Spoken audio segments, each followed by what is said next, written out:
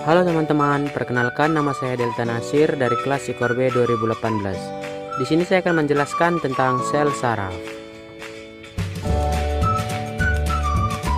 Sel saraf atau neuron.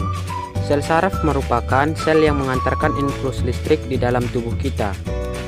Otak kita terdiri dari 86 miliar sel saraf yang bekerja sama dalam menerima maupun mengantar impuls antara otak dan seluruh tubuh. Struktur sel saraf. Struktur sel saraf terbagi menjadi beberapa bagian. Yang pertama itu akson, bertanggung jawab dalam transisi impuls listrik dari sel saraf ke sel saraf berikutnya yang akan berujung pada target akhir, yaitu otot ataupun organ. Dendrit, bertanggung jawab menerima impuls dari sel saraf lain. Badan sel, mengantar pertumbuhan sel saraf. Selubung mielin, membantu dalam membentuk kecepatan konduksi listrik. Cara kerja sel saraf di dalam tubuh. Contohnya kita ingin menggerakkan jempol tangan.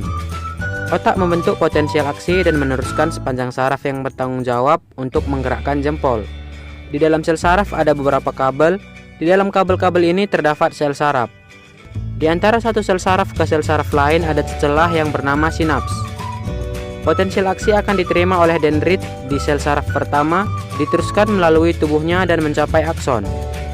Di beberapa neuron ada sesuatu yang bernama neuron transmitris atau suatu zat kimia yang berperan dalam konduksi listrik dari satu sel ke sel berikutnya.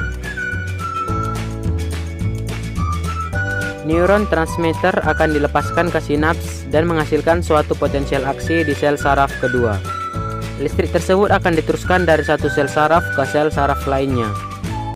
Sampai akhirnya sel saraf tersebut akan menyampaikan potensial aksi kepada otot yang bertanggung jawab dan menggerakkan si jempol.